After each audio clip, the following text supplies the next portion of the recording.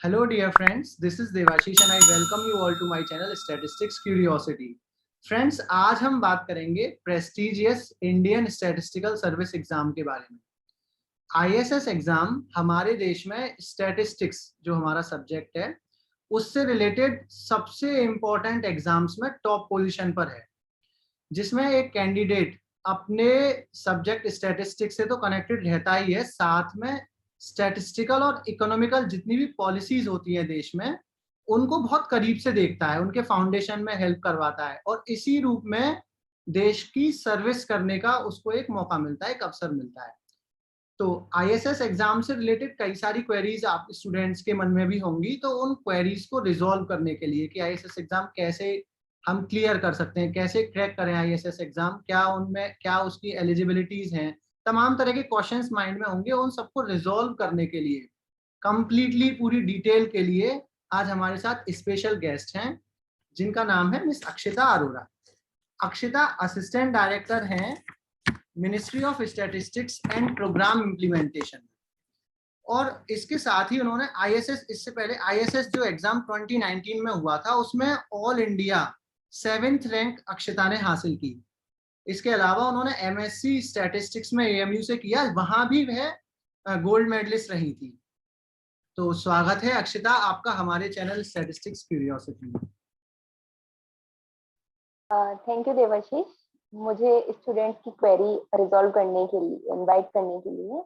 तो मैं पूरी कोशिश करूंगी कि आपके जो स्टूडेंट्स हैं और जितने भी एस्पिरेंट्स हैं इंडियन स्टैटिस्टिकल सर्विसेज के, मैं उनकी query as many as possible solve कर सकूं। बिल्कुल बिल्कुल बिल्कुल। तो जैसा कि देवाशीष ने अभी बताया, hello guys, my name is Akshita Arora. I am currently working as assistant director in ministry of statistics and programme implementation, and my probation period is undergoing, so I will be posted after 1 year in some ministry or department, and there I will be as assistant director. Okay, so मैं पूरी कोशिश करूंगी, जैसा कि मैंने कहा, आपकी query solve करने का। तो हम स्टार्ट करते हैं, आपकी क्वेरी सॉल्व करने की पूरी कोशिश करते हैं। देखिए, जो अक्षता, सबसे पहला जो क्वेश्चन माइंड में आता है वो आता है कि इस एग्जाम को अप्लाई करने की एलिजिबिलिटी क्या है, और एक और इम्पोर्टेंट चीज आती है कि ईयर में किस टाइम में, मतलब कौन से मंथ में, किस टाइम के अराउंड इसके फॉर्म निकलते हैं जिनको फिल किया जाना चाहिए। तो आप एलिजिबिलिटी और टाइमिंग के बारे में बताइए प्लीज। तो जैसा कि देवाशीष, जो नोटिफिकेशन की बात है वो अगर 2018 एंड 19 में मार्च में नोटिफिकेशन आया था, उससे पहले नोटिफिकेशन फेब में आता था और एग्जाम मई में कंडक्ट होता था। 18 एंड 19 में मार्च में नोटिफिकेशन आया और एग्जाम आपका जून में कंडक्ट होना स्टार्ट हो गया। तो अब यही प्रोसेस चल रहा है कि एग्जाम जून में होता है, बट अभी पिछले 2 साल से हालात कुछ ठीक नहीं है बिकॉज ऑफ कोविड। तो हम कुछ नहीं कह सकते कि कब नोटिस आएगा, कब एग्जाम होगा। बिल्कुल कभी अक्टूबर में हो रहा है, कभी सितंबर में हो रहा है, या तो ये सब चीजें हमारे हाथ में नहीं है। नेचुरल कैलामिटीज और जो भी डिसीज है, इनके तहत कुछ भी हो सकता है।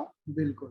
बाकी जितने भी जनरल कंडीशन की बात करेंगे तो मार्च में ही नोटिस आता है, और आपका अप्रैल तक आपकी लास्ट डेट होती है करीबन फॉर्म भरने की, और आप जो जून में उस एग्जाम देने जाते हो रिटन। ओके, इसका कोई प्री मेंस ऐसा नहीं होता कि जैसे आईएएस में होता है, प्री होता है, मींस होता है। इसके डायरेक्ट आपके 6 पेपर्स होते हैं 3 दिन तक लगातार। ठीक है, सुबह शाम आपको लगातार 3 दिन तक एग्जाम देना है। जो 3 दिन है उसमें आपके 6 पेपर्स जो हैं उनमें 2 पेपर हैं जो कि स्टैटिस्टिक्स से जिनका कोई लेना देना नहीं है, वो है जनरल इंग्लिश और जनरल स्टडीज। बाकी आपके 4 पेपर्स हैं वो स्टैटिस्टिक्स के हैं। तो जनरल इंग्लिश और जनरल स्टडीज इसलिए है क्योंकि आप एक as a civil servant, central government servant है, तो आपको दुनियादारी के बारे में, क्या चल रहा है संसार में, आपको पता होना चाहिए। You should be aware of it. आप सिलेबस भी देखेंगे ना, तो वहाँ यही लिख रहा होगा कि अपनी जनरल अंडरस्टैंडिंग के बेसिस पर क्वेश्चन के आंसर दीजिए। अब वो आपसे हाई फाई एक्सपेक्टेशन नहीं रखते हैं कि आपको बहुत ज्यादा पता हो। बिल्कुल, ठीक है। और रही बात, आपने पूछा मेरे से एलिजिबिलिटी की। तो एलिजिबिलिटी का ये है कि आपका जो ग्रेजुएशन मिनिमम एजुकेशन क्वालिफिकेशन है आपकी, मतलब बीएससी, जो आपका बैचलर ऑफ साइंस है उसमें आपके पास, जैसे कि नॉर्मल जो जनरल बीएससी होती है, ऑनर्स नहीं, उसमें 3 सब्जेक्ट्स होते हैं। तो उसमें कोई एक सब्जेक्ट आपके पास स्टैटिस्टिक्स होना चाहिए। या फिर इन केस आपका ऑनर्स है स्टैटिस्टिक्स में तो और भी अच्छा है। बट इफ इन केस आपका बोथ नहीं है तो फिर ये रहता है कि आप मास्टर ऑफ साइंस यानी कि एमएससी आपका स्टैटिस्टिक्स में होना चाहिए, तभी आप इस टेस्ट के लिए, इस एग्जाम के लिए एलिजिबल है। ओके अच्छा, तो एक क्वेश्चन पूछूंगा मैं यहाँ पे। हमारी व्यूअर ने पूछा था कि वो बीएससी ऑनर्स हैं मैथमेटिक्स में, I think exam BSc honours में कंटिन्यूएशन में है, ऑनर्स में मैथमेटिक्स में, तो क्या वो एलिजिबल है इस एग्जाम को देने के लिए, आईएसएस को? अकॉर्डिंग टू मी, जहां तक मैं जानती हूँ, तो वो अगर बीएससी ऑनर्स है, मतलब मैथ्स में ऑनर्स है, तो वो मास्टर्स स्टैटिस्टिक्स से कर ही नहीं सकती, क्योंकि विच इज नॉट पॉसिबल अगर आप किसी सब्जेक्ट में भी ऑनर्स कुछ हो तो। यूनिवर्सिटीज अलाउ करती हो, कुछ ना। हाँ, इन केस अगर ऐसा होता है तो वो एलिजिबल है। बाकी जो भी उनके डाउट है, जब वो यूपीएससी का पूरा नोटिफिकेशन पढ़ेंगे, उसमें कुछ special eligibility criteria and qualifications वगैरह हैं, तो जब उसको देखेंगे तो क्लियर हो जाएगा कि वो एलिजिबल है या बनने के काबिल है या नहीं। अगर इन केस अगर एमएससी स्टैटिस्टिक्स में उनकी हो जाती है तो वो अप्लाई कर पाएंगे। तो वो एलिजिबल या। अच्छा, एक चीज और मैंने पढ़ा था कि मेल भी किया जा सकता है यूपीएससी को, तो अगर कुछ स्पेशल, अगर कुछ इससे रिलेटेड एलिजिबिलिटीज वगैरह से रिलेटेड क्वेरीज हो तो हम यूपीएससी को मेल करके भी पूछ सकते हैं डायरेक्ट। हाँ, आराम से हम यूपीएससी को मेल कर सकते हैं, वहाँ कॉल भी कर सकते हैं, और क्योंकि वो बहुत ज्यादा अकाउंटेबल है, ट्रांसपेरेंट है। आप चाहे तो आरटीआई लगा के पूछ लीजिए, बिल्कुल क्योंकि है तो वो इन द एंड एक कॉन्स्टिट्यूशनल बॉडी ना। बिल्कुल बिल्कुल बिल्कुल। चलिए, तो अच्छा ये बताइए अब दूसरी बात कि इसका प्रोसेस क्या है एग्जाम से लेके इंटरव्यू तक, मतलब कितने एग्जाम्स होते हैं, कितने दिनों में हो जाते हैं, कितने पेपर्स कितने हैं, कितने मार्क्स के हैं, तो पूरा एग्जाम से लेके इंटरव्यू तक का आप प्रोसेस बताइए क्या है। तो एग्जाम, जैसे कि मैंने अभी बताया, आपका जून के महीने में एग्जाम होगा। ठीक बिल्कुल। है, लास्ट वीक जून में प्रोबेबली आपका लास्ट वीक में एग्जाम हो जाता है। हम्म। ठीक है, 3 दिन तक लगातार होगा। पहले 2 दिन आपके जनरल इंग्लिश और जनरल स्टडीज को जाएंगे, एंड देन हम्म, आपके 4 पेपर्स होंगे, statistics first, second, and then statistics third and fourth. जो बिल्कुल। स्टैटिस्टिक्स फर्स्ट एंड सेकंड होंगे वो आपके ऑब्जेक्टिव टाइप होंगे, मतलब हम्म आपको वही सर्किल फिल करने हैं। उन दोनों में 80-80 क्वेश्चंस होंगे, हम्म। और आपके हर पेपर, जो स्टैटिस्टिक्स के चारों पेपर है वो 200 मार्क्स के होंगे। जो जनरल इंग्लिश और जनरल स्टडीज है वो आपके 100 मार्क्स के होंगे। ओके। ठीक है, जो 80-80 question statistics first and second में है, तो आप लगा लीजिए 200 के हिसाब से ईच क्वेश्चन आपका 2.5 का बैठेगा, हम्म। और उसमें नेगेटिव मार्किंग भी है 1/3 की। Okay okay. 1/3 मतलब कि आप अगर 3 गलत करते हैं तो आपका 2.5 नंबर सही में से चला एक सही जाएगा। क्वेश्चन गया। या हम्म, ठीक है, अब आते हैं बात बाकी, हम बाकी बात करेंगे पेपर के बाद की। अब जब आपने रिटन एग्जाम दे लिया, हम्म, ठीक है, तो रिटन एग्जाम के बाद हमें बहुत वेट रहता है कि रिजल्ट कब आएगा, और खास करके जो जिन्होंने पहली बार एग्जाम दिया होता है, उन्हें कुछ आइडिया नहीं होता कि कब बिल्कुल। आएगा। ये वो आइडिया होता है, बट लास्ट ईयर के हिसाब से वो लगा लेते हैं कि अभी आया था तो हमारा भी जल्दी आ जाएगा। पर आप ये मान के चलिए कि विद इन 3 मंथ, मतलब आप मैक्सिमम 3 मंथ्स मान के चलिए, थोड़ा हल्का फुल्का ऊपर नीचे होता है, आपका रिजल्ट रिटन का आ जाता है। ओके। ठीक है, रिटन का रिजल्ट आपका डिक्लेयर होने के बाद और इंटरव्यू डेट आने में करीबन 1 और 1.5 मंथ का अंतर होता है। हम्म ठीक है, आपको मैक्सिमम 1 से 1.5 महीना देंगे वो, और आपके उस बीच में इंटरव्यू की डेट आएगी। तो हम्म जितने भी लोगों ने, जितने भी एस्पिरेंट्स ने हम्म। रिटन क्वालिफाई किया है, उन्हें इंटरव्यू के लिए जाना है। तो इंटरव्यू के लिए जाने से पहले उनसे एक डिटेल एप्लीकेशन फॉर्म भरवाया जाता है। ओके। ठीक है, अब उस डिटेल एप्लीकेशन फॉर्म में हमें अपने बारे में लिखना होता है, हमें उसमें कुछ एनक्लोज सर्टिफिकेट एनक्लोज करने होते हैं। हम्म तो स्टूडेंट्स को लगता है, जो एस्पिरेंट्स को, कि हमको, हम ज्यादा से ज्यादा सर्टिफिकेट लगाएंगे तो जो इंटरव्यू का पैनल है वो हमसे इम्प्रेस हो जाएगा और हमें अच्छे मार्क्स मिला। ऐसा कुछ नहीं है। हाँ, अच्छा तो ऐसा ये नहीं सब है। मिथ है, या हम्म, ऐसा कुछ नहीं है, ये सब मिथ है। आपने जो भी उसमें लिखा है डिटेल एप्लीकेशन फॉर्म में, भले ही आपके पास नॉर्मल खाली ग्रेजुएशन की और पोस्ट ग्रेजुएशन की और whatever degree you have, hmm आप बस उसको लगाइए। वो एक तो, मतलब वो होनी चाहिए, मतलब बिल्कुल रियल। ऐसा नहीं है कि आप कोई फेक सर्टिफिकेट ला के लगा रहे हैं, क्योंकि हम्म। सब सर्टिफिकेट चेक होते हैं। एकदम अच्छी खासी रियल होनी चाहिए। मार्क्स कितने भी कम हो ज्यादा हो उससे मैटर नहीं करता है। नहीं करता है। ठीक है, या तो आपको ये सब देखना है, प्लस आपको उसमें डिटेल्स अपनी बहुत ध्यान से भरनी है, कुछ भी गलत डिटेल नहीं भरनी है। प्लस आप जब उसमें हॉबीज फिल करेंगे, उसमें एक ऑप्शन होता है आपका हॉबीज और इंटरेस्ट। तो आपको जो भी अपनी 1 2 3 जो भी हॉबी डालेंगे उसके बारे में आपको अच्छे से पता होना चाहिए। जब आप इंटरव्यू देने जाएंगे तो आपसे मोस्ट प्रोबेबली बहुत सारे पैनल्स इन हॉबीज से रिलेटेड आपसे पूछते हैं, क्योंकि जो आपका इंटरव्यू होता है ना, वो आपको आपको खुद रन करना आना चाहिए, ना कि आप पैनल के डिपेंड रहें कि वो रन करेंगे। आप अपने डिटेल एप्लीकेशन फॉर्म में ऐसी ऐसी डिटेल भरें ताकि वो आपसे पूछने पर मजबूर हो जाएं, और आपका इंटरव्यू बहुत इजीली चलता जाए, तो आपको ज्यादा हेडेक भी नहीं रहेगा, आपको पता है कि क्या पूछने वाले हैं। बिल्कुल ठीक है। या तो अब आपका इंटरव्यू, जब आपने डेट आ गई, डेट आने के 1 1.5 महीने के अंदर अंदर आपका इंटरव्यू का प्रोसेस खत्म हो जाता है। ओके। कभी इंटरव्यू 3 दिन तक चलता है, 4 दिन तक, कभी 5, वो कितने डिपेंड करता है कि कैंडिडेट्स हैं इन स्टूडेंट सब पे कितने, डिपेंड। या कितने कैंडिडेट्स हैं, या तो और कितने पैनल ले रहे हैं। अच्छा।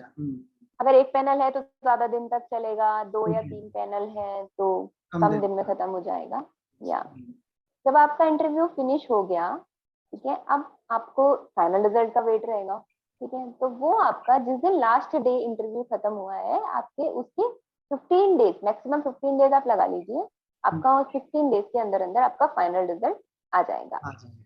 और जब आपका फाइनल रिजल्ट आ गया, उसके with in 3 months, maximum 3 months के अंदर अंदर आपकी ज्वाइनिंग हो जाएगी। और ज्वाइनिंग में आपको डायरेक्ट, ऐसा नहीं है कि आपको किसी डायरेक्ट मिनिस्ट्री में भेज देंगे।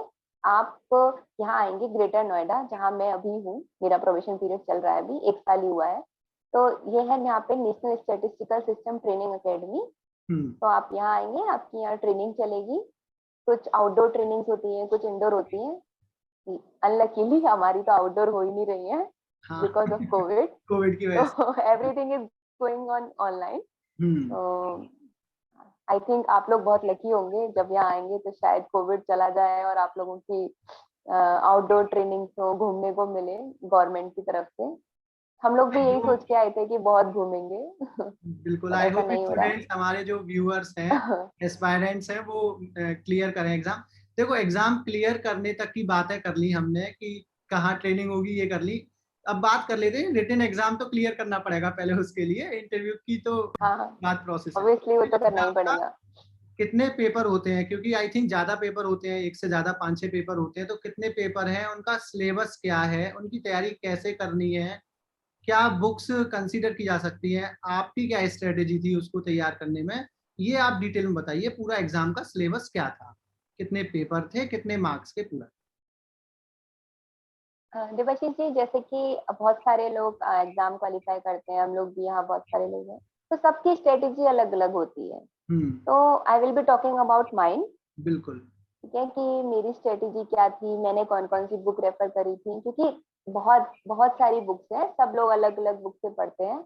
बिल्कुल। तो मेरी राय ये रहेगी कि आप कोई, ऐसा नहीं है कि आप एक सब्जेक्ट के लिए 4 बुक पढ़ें, एक पढ़ें पर वो अच्छे से पढ़ें।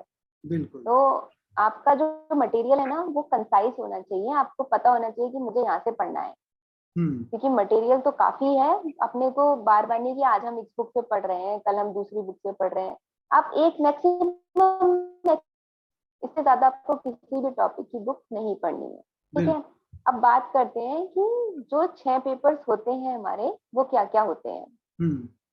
डिवाइस जो 6 पेपर्स होते हैं, जैसे पहला जनरल इंग्लिश एंड देन दूसरा जनरल स्टडी, जैसे कि मैंने पहले भी बताया। तो जनरल इंग्लिश के लिए कोई मटेरियल में आपको कोई बुक नहीं बता सकती, या कोई मटेरियल नहीं बता सकती कि आप ये पढ़ लीजिए। उसमें प्रेस ही करना होता है, आपको आपको ऐसे लिखना होता है जो कि आपकी बेसिक अंडरस्टैंडिंग पर होता है। बट हाँ, जब आप जनरल स्टडीज की तैयारी करते हैं, जिसमें कि आप न्यूज़पेपर्स पढ़ेंगे for current affairs and all, तो आपको अपने आप ही आप बेसिक अंडरस्टैंडिंग्स हो जाएगी, जो भी सिचुएशंस चल रही हैं आजकल दुनियादारी में, क्या चल रहा है, उसके बेसिस पर आप इंग्लिश में काफी हेल्पफुल होगा आपके लिए। तो मैंने तो यही किया था कि मैंने कोई पर्टिकुलर एज सच कोई बुक नहीं पढ़ी थी जनरल इंग्लिश के लिए। जनरल स्टडीज के लिए मेरी जो भी तैयारी थी वो जनरल इंग्लिश में काम आई। ठीक है, अब आती है बात जनरल स्टडीज की। तो जनरल स्टडीज में सभी जानते हैं कि हिस्ट्री, पॉलिटी, ज्योग्राफी एंड आपका इकोनॉमिक्स। ठीक है, ये 4 चीजें होती हैं। ये चारों स्टैटिक भी आती हैं, मतलब इनका जो स्टैटिक पोर्शन है ना, वो भी आता है, और प्लस ये चारों चीजें आपके करंट से रिलेटेड भी आती है। आजकल का ट्रेंड ये चल रहा है कि स्टैटिक को करंट से रिलेट करके ही वो देते हैं। अच्छा, तो एग्जाम। उसके लिए आपको, हाँ, तो आपको दोनों नॉलेज होनी चाहिए। आपको पता होना चाहिए हिस्ट्री में क्या हुआ था, ये ऐसा मोमेंट क्यों हुआ था एंड ऑल। उसके लिए आपको आप कोई भी एक किसी राइटर की, जैसे कि मैंने स्पेक्ट्रम की बुक पढ़ी थी हिस्ट्री के लिए, अब वो पढ़ लीजिएगा। हम्म। ज्योग्राफी के लिए मैंने DS खुल्लर पढ़ी थी, उसमें से कुछ सेलेक्टेड चैप्टर्स। सिलेबस देखिएगा, हम्म। सिलेबस आपको सबसे पहले देखना है, ये बात आप ध्यान रखिए। आप जब भी एग्जाम की तैयारी करेंगे, आप उससे पहले UPSC के नोटिफिकेशन के साथ सिलेबस आता है, उसको अच्छे से देखेंगे। उसमें जनरल स्टडीज में तो साफ साफ बस यही लिख रहा है कि based on your general understanding, तो हम्म। उसका तो कुछ सिलेबस कंफाइंड नहीं है। बट हाँ, आप लास्ट ईयर के जब पेपर देखेंगे तो आपको आइडिया लग जाएगा पिछले 8-10 सालों की, कि हाँ क्या क्या चीजें पूछी जा रही हैं। तो आप उससे रिलेटेड अपना माइंड प्रिपेयर कर लीजिए, और वो सेलेक्टेड टॉपिक जी स्टैटिक पोर्शन से तैयार कर लीजिए। बिल्कुल। सिलेबस जो है वो आपकी उंगलियों पर होना चाहिए, आपके टिप्स पर होना चाहिए। अब वो कैसे होगा, ऐसा तो नहीं है कि हम बैठ के क्रैम करेंगे सिलेबस कि याद करें। नहीं, हाँ, बिल्कुल। या नहीं कर सकते ना। हम्म। तो हम ऐसा कर सकते हैं कि हम जब रोज, मतलब हम स्टार्टिंग में कुछ 10-15 दिन दें लास्ट ईयर के पेपर्स को देखने को और सिलेबस को। तो जब हम उनसे टैली करेंगे कि ये चीज, ये टॉपिक यहाँ से है, यहाँ से है, तो हम्म। बाय डिफॉल्ट क्या होगा कि धीरे धीरे वो आपको याद होने लग जाएगा। हम्म। आपको रटना नहीं है बैठ के। हम्म। मतलब मैं आपकी बात कर रही हूँ वैसी जी, मैं उनकी बात कर रही हूँ एक्सपीरियंस की, तो उनको रटना नहीं है बैठ के। बिल्कुल। हाँ। केवल आपको क्या करना है कि अच्छे से आपको सिलेबस बस उंगलियों पर रखना है, और उंगलियों पर रखने के लिए आपको रोज उसको रीड करना है। जब आप उसको बिल्कुल। रोज रीड करेंगे, महीना 2 महीना, आपको एक एक चीजें याद हो जाएंगी। जिससे बिल्कुल। कि क्या होगा कि जब भी आप बुक में कोई टॉपिक पढ़ेंगे, तो आपको उससे रिलेट करना इजी रहेगा, कि हाँ, आपको पता चल जाएगा। बार बार तो आप खोल के नहीं देखेंगे कि सिलेबस में है कि नहीं, मुझे पढ़ना है कि नहीं। क्योंकि बिल्कुल। ये हमें, एक होती है हार्ड वर्क, एक होता है स्मार्ट स्टडी। तो आपको स्मार्ट स्टडी करनी है, जो टॉपिक्स आपके सिलेबस में है ही नहीं उनको थोड़ी हम्म। पढ़ना है। बिल्कुल। आपको PhD तो नहीं करनी है, बिल्कुल। आपको तो एग्जाम क्रैक करना है। ठीक है, तो इन बातों का ध्यान रखिएगा। हमें गलती से सिलेबस पर चली गई थी, पर हम दोबारा वापस आते हैं जनरल स्टडीज पर, क्योंकि वो बात बतानी भी जरूरी थी। तो हाँ। जनरल स्टडीज में आप करंट अफेयर्स के लिए न्यूज़पेपर रेफर कीजिए। न्यूज़पेपर आप, आपकी मर्जी है, जो आपको समझ में आए, बट इंग्लिश न्यूज़पेपर होना चाहिए। बिल्कुल। आप द हिंदू देख लीजिए। द हिंदू की इंग्लिश हिंदी मीडियम वालों को, मुझे भी बहुत टफ लगती थी, तो आप इंडियन एक्सप्रेस ले लीजिए। इंडियन एक्सप्रेस थोड़ा ठीक रहता है। हम्म। बाकी जिसको जो अच्छा लगे वो न्यूज़पेपर देख सकता है। कंसिडर कर ठीक सकते है, बाकी ये दोनों ही, मतलब मैं तो ये दोनों ही रेफर करूंगी, हैं। बिल्कुल। इंडियन एक्सप्रेस और द हिंदू। ठीक है, अब बात आती है कि हम कोई मैगजीन, अब लोग पूछते हैं कि हमें कोई मंथली मैगजीन रेफर करनी चाहिए।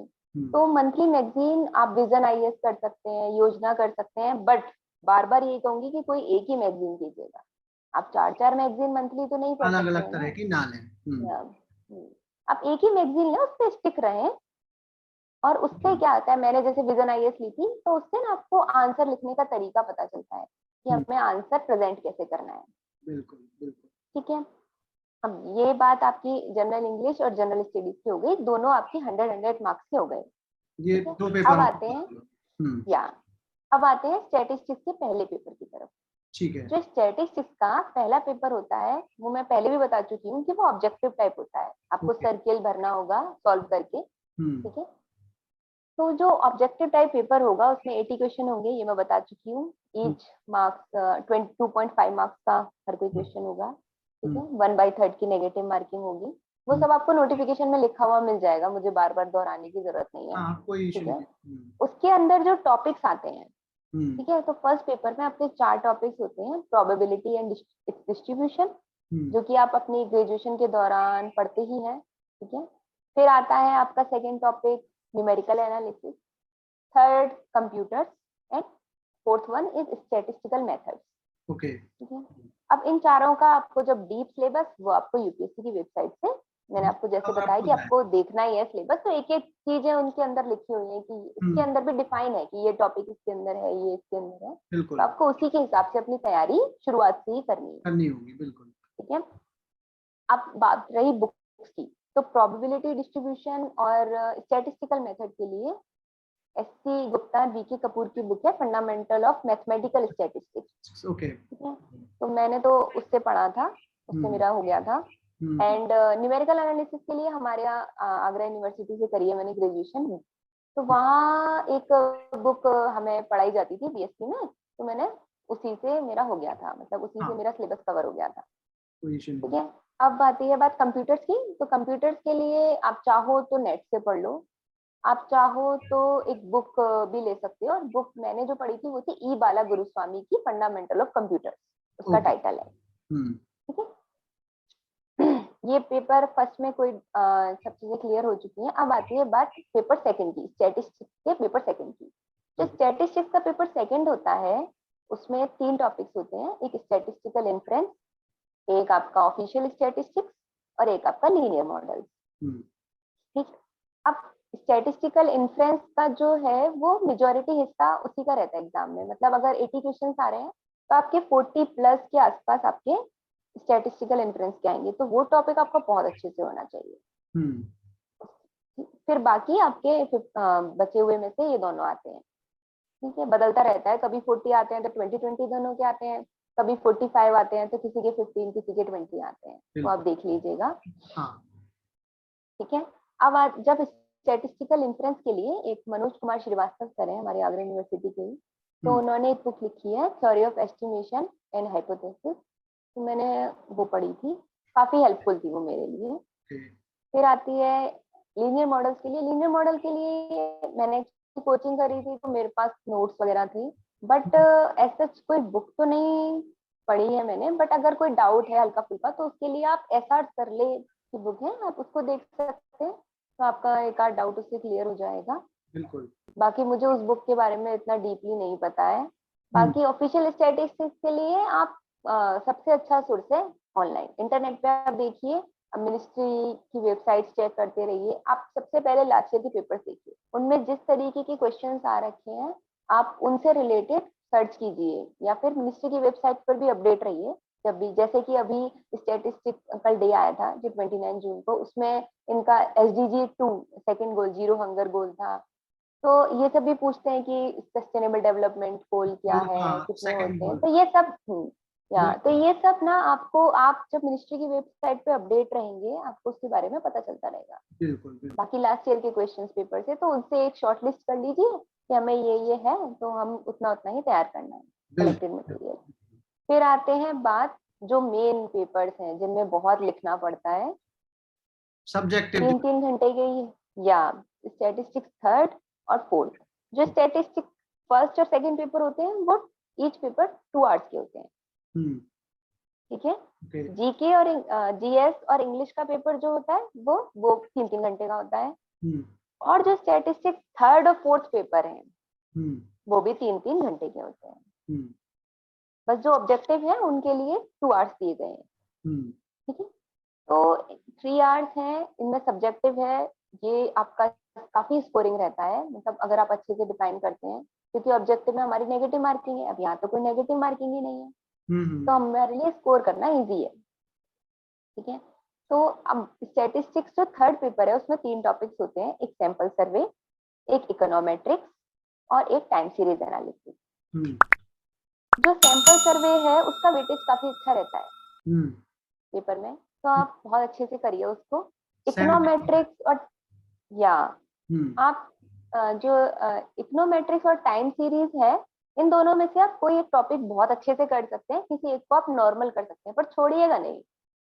पर इतना है कि 2 आप बहुत अच्छे से कर लीजिए और कोई एक को आप ठीक ठाक कर लीजिए, क्योंकि कुछ कंपलसरी क्वेश्चन भी आते हैं जिसमें आपको चॉइस ही नहीं हो, तो फिर तो करने पड़ेंगे ना। बिल्कुल। तो अब सैंपल सर्वे के लिए बुक मैंने तो दरोगा सिंह की बुक थी, तो वो ली थी, वो मेरे लिए काफी हेल्पफुल रही। इकोनोमेट्रिक्स के लिए दामोदर गुजराती की बुक है, वो देख लीजिएगा। और टाइम सीरीज एनालिसिस के लिए तो हमारे जो गुप्ता कपूर भाई साहब हैं, वो फंडामेंटल ऑफ अप्लाइड स्टैटिस्टिक्स, तो उनकी बुक है, तो उसको देखने से उसमें हो जाएगा कवर। गुप्ता कपूर काफी हेल्पफुल है, मतलब बहुत ही ज्यादा हेल्पफुल। अलग-अलग कैंडिडेट्स के लिए डिफिकल्टी लेवल उसमें अच्छा है, तो वो इजीली कवर अप कर लेते हैं स्टूडेंट्स। अब बात आती है स्टैटिस्टिक्स के फोर्थ पेपर की। हम्म। ये काफी, कुछ लोगों को काफी इजी लगता है, कुछ को काफी टफ लगता है। ओके। ठीक है, उसमें एक्चुअली 7 टॉपिक्स आपको दिए जाते हैं। ठीक है, आपके 7 अलग आपको अलग क्या है, पेपर्स हैं उसमें।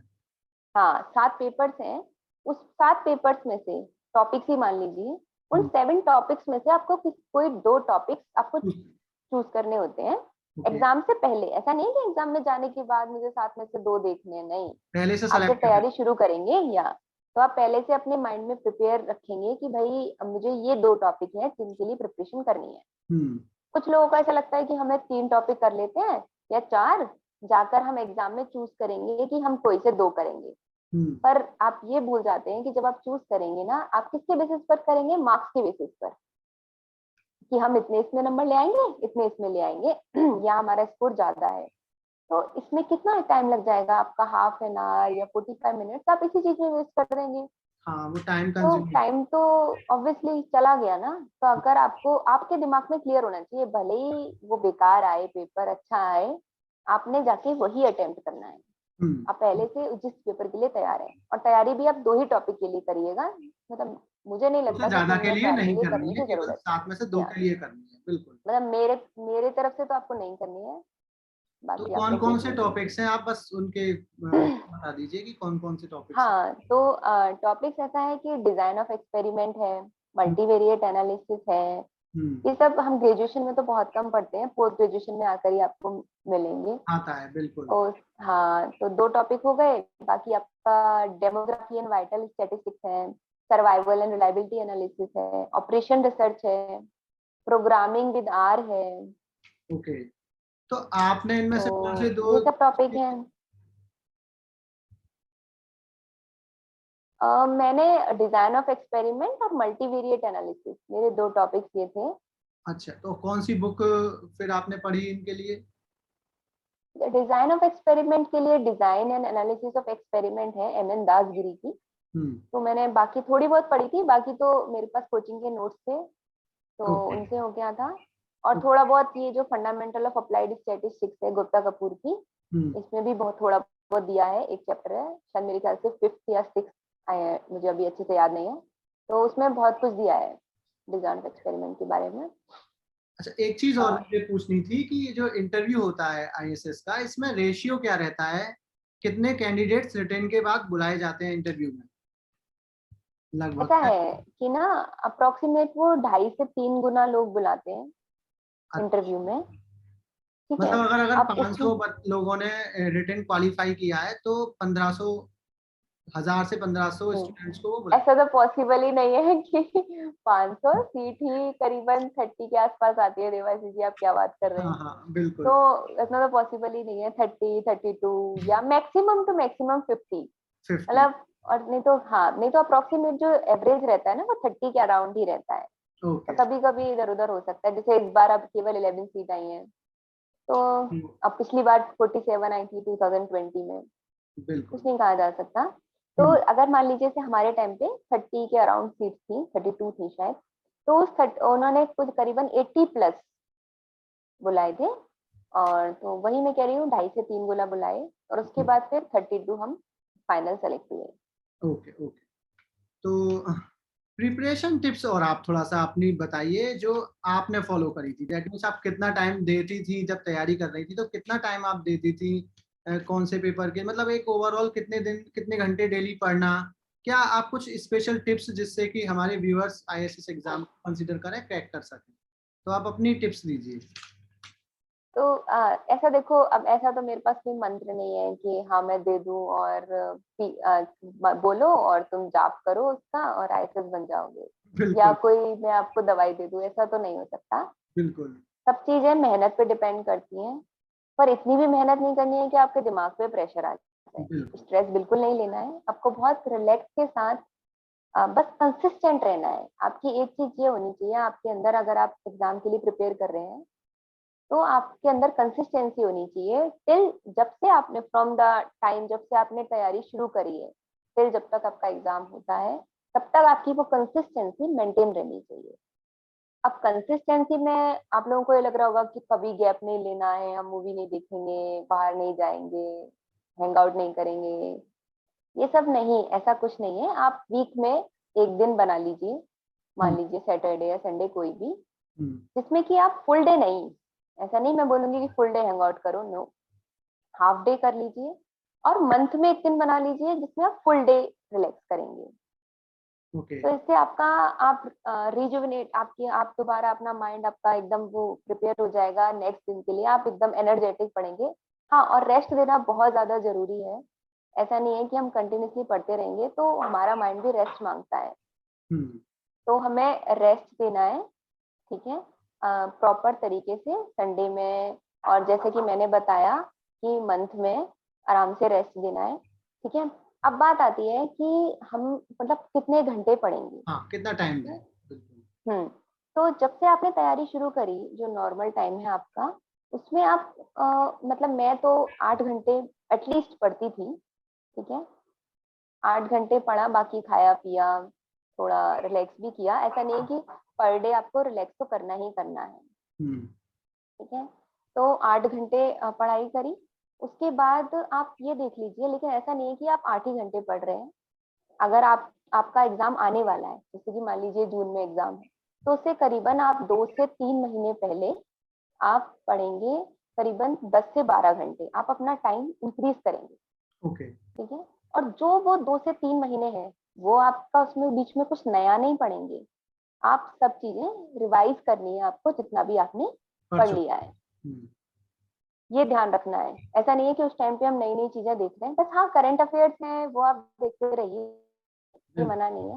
बाकी सारी चीजें जो आपकी तैयार हो चुकी हैं, या उसी के हिसाब से आप देखिए। अच्छा, तो एक चीज और, बस हम लास्ट में ही हैं बिल्कुल, तो एक क्वेश्चन और था कि जॉब एक्सपीरियंस क्या है, मतलब जॉब रोल क्या है जो आप इस समय जॉब कर रहे हैं आईएएस बनने के बाद, क्या काम होता है वहाँ पे, क्या क्या आप एक्सपीरियंस करते हैं, उसके बारे में बताइए थोड़ा। हाँ, एक्चुअली क्या है कि अभी तो मैं पोस्टेड नहीं हूँ किसी भी मिनिस्ट्री या डिपार्टमेंट में, तो ड्यूरिंग प्रोबेशन पीरियड हम लोगों को अभी कैसे आगे मिनिस्ट्री में हैंडल करना है, क्या क्या चीजें हमको फेस करनी है, वो सब सिखाया जाता है। बट जितना भी मतलब मैं जानती हूँ, जब हम आफ्टर मिनिस्ट्री हमारी पोस्टिंग होगी एज असिस्टेंट डायरेक्टर किसी भी मिनिस्ट्री में और डिपार्टमेंट में, जब ट्रेनिंग खत्म होने के बाद, तब आपका काम ये रहता है कि आप ना गवर्नमेंट को उसकी पॉलिसी वो इफेक्टिवली इम्प्लीमेंट कर सके, उसमें असिस्ट करते हो। अब आप असिस्ट कैसे करोगे, ठीक है। मान लीजिए ये डिवीजन टू डिवीजन और ministry to ministry, department to department vary करता है, सबका काम अलग अलग, ठीक है।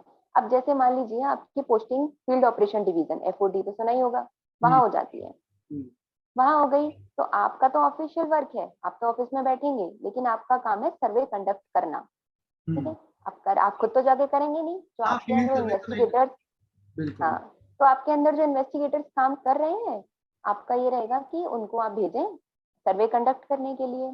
सर्वे बहुत सारे सर्वे होते हैं, सोशियो इकोनॉमिक सर्वे है, कभी अकाउंट से रिलेटेड सर्वे है, होते रहते हैं। अब जो सर्वे होंगे उनके लिए शेड्यूल बनेगा, एक क्वेश्चन तैयार होगा, उस क्वेश्चन को सर्वे डिजाइन एंड रिसर्च डिवीजन है एसडीआरडी, वो तैयार करती है। उस डिवीजन में जो काम करते हैं उनका काम होता है कि हम क्वेश्चन डिजाइन करेंगे, सर्वे मेथोलॉजी बनाएंगे, कैसे सर्वे होना है, सैम्पलिंग फ्रेम कहाँ से लेना है, तो ये वो सब उस डिवीजन का काम है। अब एफओडी का जो काम है, जैसे कि मैंने अभी बताया कि आपने सर्वे करा लिया, अब आपके पास जो सर्वे हो गया, डेटा पूरा कलेक्ट हो गया, अब वो डेटा आप कंसर्न डिवीजन को भेजेंगे। मान लीजिए आपने कंज्यूमर प्राइस का डेटा कलेक्ट किया सीपीआई के लिए, जो इन्फ्लेशन हम निकालते हैं, इन्फ्लेशन आती है हर महीने की 12 तारीख को, महंगाई दर वगैरह। हाँ। हाँ सीपीआई इन्फ्लेशन आती है, ठीक है, हर महीने की 12 तारीख को रिलीज होता है। आप न्यूज़पेपर पढ़ेंगे तो उसमें लिखा होगा कि इतना इन्फ्लेशन अभी आया है, ये वो। तो उसके लिए प्राइस स्टेटिस्टिक्स डिवीजन है एक, पीएचडी, तो उसके पास ये डेटा जाता है। कौन डेट भेजता है, एफओडी भेजेगा, एफओडी प्राइस स्टेटिस्टिक्स डिवीजन को डेटा भेजेगा। उसका काम होता है उसको कंपाइल करना, उसको एनालाइज करना, और डेटा को आगे मतलब पूरी रिपोर्ट बनाना, और वो रिपोर्ट आगे किसको देना, गवर्नमेंट को देना, ठीक है। वो गवर्नमेंट के पास जाएगी और गवर्नमेंट उसको यूज करेगी अपनी पॉलिसी बनाने के लिए, ताकि वो सोसाइटी के वेलफेयर के लिए काम कर सके एज पर द डेटा, जो डेटा कह रहा है।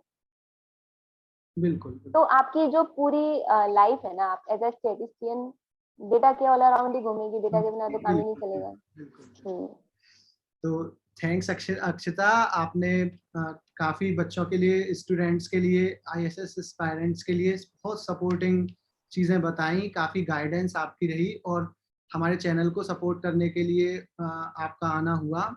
मैं बस एक बार आपसे रिक्वेस्ट करूँगा कि आप हमारे व्यूअर्स से थोड़ा-सा चैनल को सब्सक्राइब करने की और इस बारे में अगर कह सकें तो आप कीजिए, जी, ज़रूर, कहिए। ज़रूर।